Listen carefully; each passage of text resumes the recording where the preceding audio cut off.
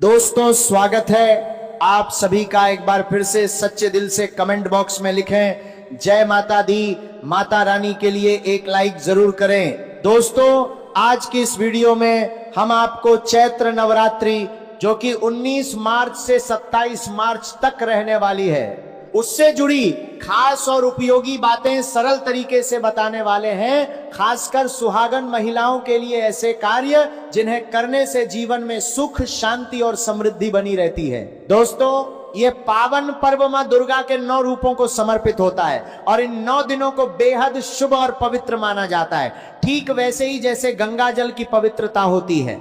इसलिए जो भी भक्त सच्चे मन और अटूट श्रद्धा के साथ मां शेरों वाली की भक्ति करता है, उसकी हर मनोकामना माता रानी अवश्य पूरी करती हैं। खास बात यह है कि नवरात्रि में आपको बड़े बड़े उपाय करने की जरूरत नहीं होती। अगर सच्चे दिल से आप माता को एक छोटा सा मिश्री का टुकड़ा भी अर्पित कर दें तो माता प्रसन्न हो जाती हैं। लेकिन अगर मन में सच्ची भक्ति नहीं है तो बड़े से बड़ा दान भी व्यर्थ हो जाता है। शास्त्रों में यह भी बताया गया है कि इन 9 दिनों में घर का कोई एक सदस्य तांबे के लोटे में जल भरकर उसमें थोड़ा गंगा जल मिलाकर पीपल के वृक्ष पर अर्पित करे तो माता रानी की विशेष कृपा प्राप्त होती है और धन, सुख तथा इच्छाओं की पूर्ति का मार्ग खुलता है।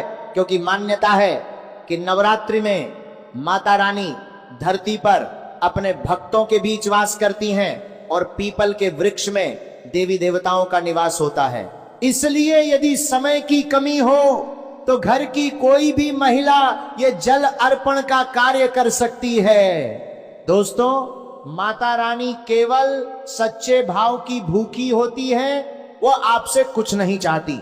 यदि आप सच्चे मन से उन्हें एक फूल भी अर्पित करते हैं तो वह आपके जीवन में अपनी कृपा बनाए रखती हैं। और अगर किसी के जीवन में माता पिता का साथ नहीं है तो वह मां पार्वती को अपनी मां मानकर सच्चे हृदय से पुकार सकता है। माता अवश्य उसकी सुनती है। अगर आप भी माता रानी में विश्वास रखते हैं तो सच्चे मन से कमेंट में लिखें जय माता दी और ज्ञानवर्धक टेल्स को सब्सक्राइब जरूर करें।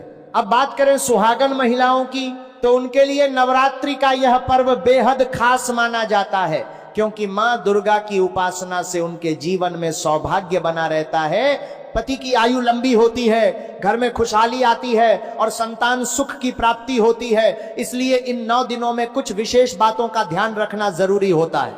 सबसे पहले, नवरात्रि के दौरान मां दुर्गा के साथ साथ भगवान शिव और माता पार्वती की पूजा भी नियमित रूप से करनी चाहिए। चाहे आप व्रत रखें या न रखें, लेकिन रोजाना माता पार्वती को सिंदूर और एक लाल फूल, खासकर गुड़हल का फूल अर्पित करना अत्यंत शुभ माना जाता है। इससे सुहाग की रक्षा होती है और पति के स्वास्थ्य व उन्नति में लाभ मिलता है।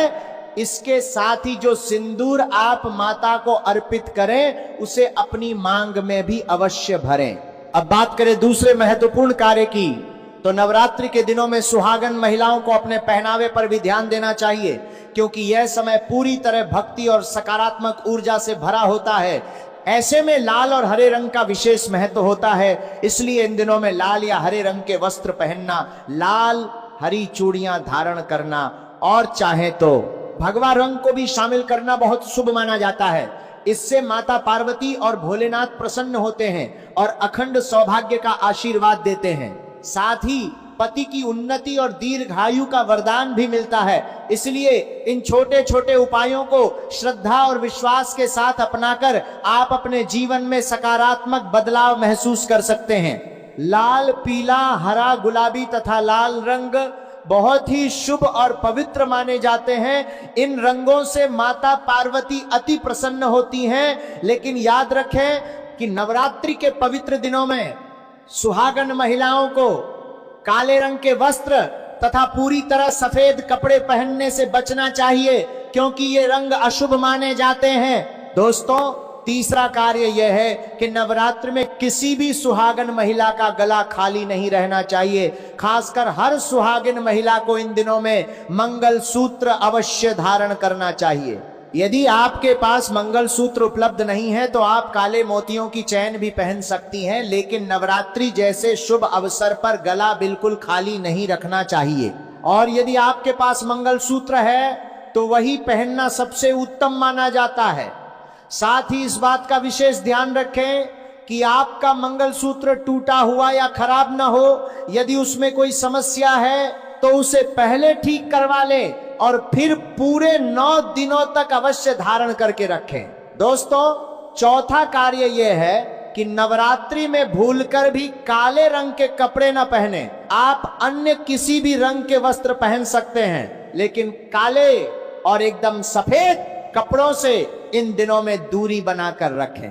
दोस्तों, पांचवा कार्य यह है कि सभी सुहागन महिलाओं को अपनी मांग हमेशा भरी रखनी चाहिए। नवरात्रि में मांग को कभी खाली नहीं छोड़ना चाहिए। जो भी सिंदूर आप रोज लगाती हैं उसे अवश्य लगाएं। यदि संभव हो तो सुहाग का सिंदूर ही लगाएं, और अगर वह उपलब्ध न हो तो साधारण लाल सिंदूर जरूर लगाएं। चाहे आप ऑफिस जाएं या घर पर रहें, लेकिन मांग खाली न रखें, क्योंकि ऐसा करना अशुभ माना जाता है। साथ ही नवरात्रि में सिंदूर खरीदना और बांटना भी बहुत शुभ माना जाता है। इससे पति पत्नी के बीच प्रेम बढ़ता है, घर में सुख समृद्धि आती है और क्लेश दूर होते हैं। माता रानी प्रसन्न होकर धन धान्य का आशीर्वाद देती हैं।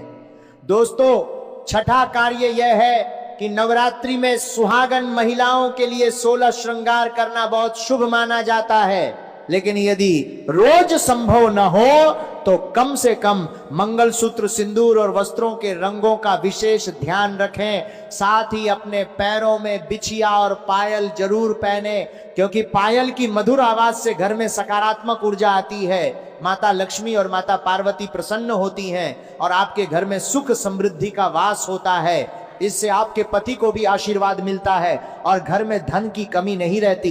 दोस्तों, सातवां कार्य यह है कि नवरात्रि के शुभ अवसर पर सुहाग की सामग्री खरीदना और दान करना बहुत ही शुभ माना जाता है। आप अपनी क्षमता के अनुसार सिंदूर, बिंदी, हरी चूड़ियां, बिछिया, पायल आदि चीजें खरीदें और उन्हें अपने रिश्तेदारों, पड़ोसियों या जरूरतमंद लोगों में बांटें। लेकिन ध्यान रखें कि अपना इस्तेमाल किया हुआ मेकअप किसी को न दें। हमेशा नई चीजें ही दान करें। दोस्तों, आठवां और अंतिम कार्य यह है कि नवरात्रि में मेहंदी लगाना बहुत शुभ माना जाता है। हर विवाहित महिला को अपने हाथों में मेहंदी अवश्य रचवानी चाहिए। यहाँ तक कि कुंवारी कन्याएं भी मेहंदी लगाती हैं। इससे माता पार्वती और माँ दुर्गा का आशीर्वाद मिलता है, क्योंकि ये सभी चीजें सुहाग की निशानी होती हैं। और जब हम नवरात्रि में सच्चे मन से पूजा के साथ इन छोटे छोटे उपायों को करते हैं तो माता रानी हम पर प्रसन्न होकर मनचाहा आशीर्वाद देती हैं। इसलिए आपको ये सभी 8 कार्य श्रद्धा और विश्वास के साथ अवश्य करने चाहिए, क्योंकि ये बहुत सरल है और आसानी से किए जा सकते हैं। लेकिन ध्यानपूर्वक नवरात्रि में सभी सुहागिन महिलाएं इन कार्यों को जरूर कर लें। नवरात्रि में हम एक मिट्टी के प्याले में रेत और जौ भरते हैं ताकि हमारे घर में सुख शांति बनी रहे और माता प्रसन्न हो जाएं। जब जौ हरे भरे होकर उगते हैं तो ये घर में हरियाली, खुशहाली और समृद्धि का संकेत माना जाता है। और ऐसा विश्वास है कि जब जौ अच्छे से बढ़ते हैं तो देवी देवता प्रसन्न होकर घर की उन्नति के लिए आशीर्वाद देते हैं। मान्यता यह भी है कि हरे भरे जौ में माता रानी अपने 9 रूपों के साथ विराजमान होती हैं, जिससे घर में सुख और धन की वर्षा होती है। लेकिन यदि जौ में हरियाली नहीं आती तो इसे एक संकेत माना जाता है कि पूजा में कहीं न कहीं कोई कमी रह गई है या नकारात्मकता बढ़ रही है। हालांकि इस बात को डर की तरह नहीं बल्कि समझदारी से लेना चाहिए, क्योंकि कई बार सही देखभाल न होने से भी जौ नहीं उगते।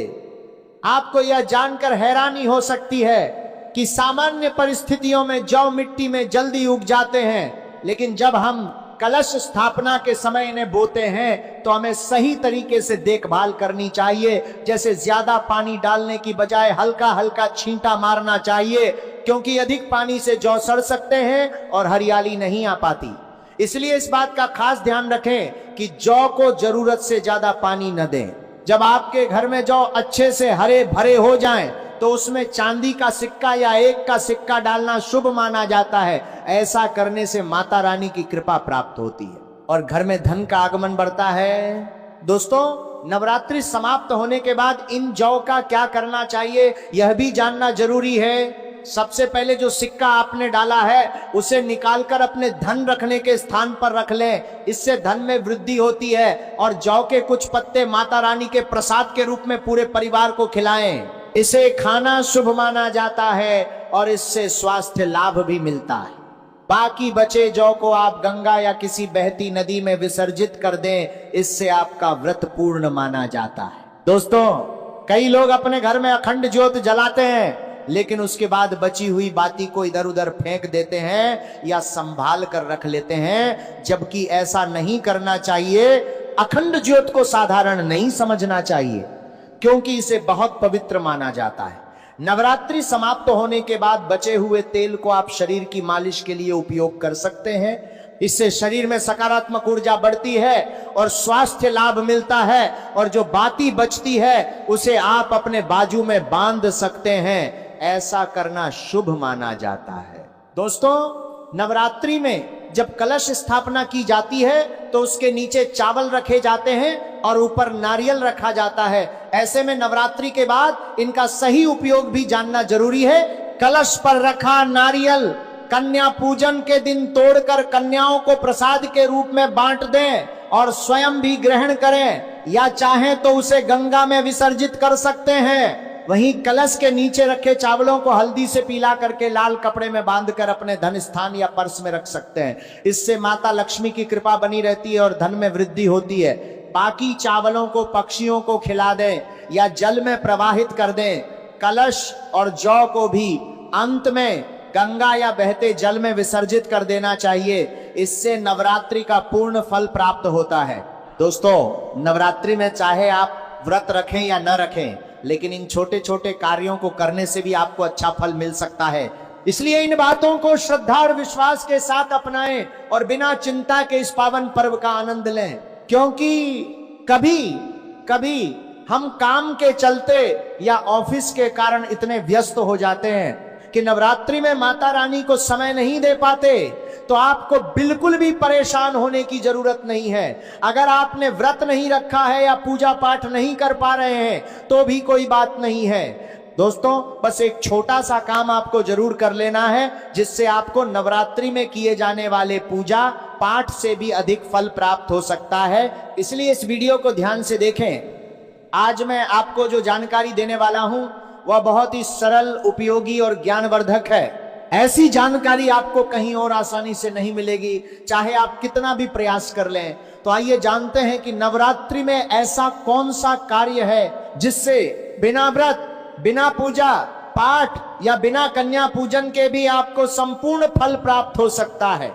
दोस्तों, यदि कोई भी व्यक्ति सच्चे मन, पूर्ण विश्वास और श्रद्धा के साथ दुर्गा सप्तशती में वर्णित सिद्ध कुंजिका स्तोत्र का पाठ करता है तो उसे संपूर्ण दुर्गा पाठ के बराबर फल प्राप्त होता है। यानी अगर आप नवरात्रि में एक दिन भी पूरे मन से बैठकर इस पाठ का जप कर लेते हैं तो आपको नवदुर्गा की पूजा, 9 दिन के व्रत और कन्या भोजन के बराबर फल मिल सकता है। यदि आप माता रानी का आशीर्वाद पाना चाहते हैं, अपनी मनोकामनाएं पूरी करना चाहते हैं, या जीवन की परेशानियों जैसे पितृदोष, राहु दोष, मंगल दोष, शनि दोष या कर्ज की समस्या से राहत पाना चाहते हैं, तो यह उपाय आपके लिए अत्यंत लाभकारी माना गया है। हालांकि जो लोग सक्षम हैं उन्हें कन्या पूजन भी अवश्य करना चाहिए, क्योंकि शास्त्रों में बताया गया है कि माता रानी कन्याओं में ही देवी का स्वरूप देखती हैं और नवरात्रि के समय कन्याएं साक्षात नवदुर्गा का रूप मानी जाती हैं। इसलिए उन्हें भोजन कराना और सम्मान देना बहुत शुभ माना जाता है। दोस्तों, अब दूसरी महत्वपूर्ण बात यह है कि नवरात्रि के दौरान आपको एक पुष्प का पौधा जरूर लगाना चाहिए। ये एक बहुत ही सरल उपाय है, लेकिन इसके लाभ बहुत बड़े माने गए हैं। धर्मशास्त्रों के अनुसार यदि कोई व्यक्ति मंदिर के पास सफेद मदार का पौधा लगाता है और उसमें खिले फूल भगवान को अर्पित किए जाते हैं तो यह स्वर्ण दान के बराबर पुण्य देता है और इसमें आधा फल उस व्यक्ति को भी मिलता है जिसने पौधा लगाया होता है। इसी प्रकार आप सदाबहार का पौधा भी लगा सकते हैं, जो हमेशा हरा भरा रहता है और उसमें लगातार फूल आते रहते हैं। यह भी बहुत शुभ माना जाता है। इसके अलावा कनेर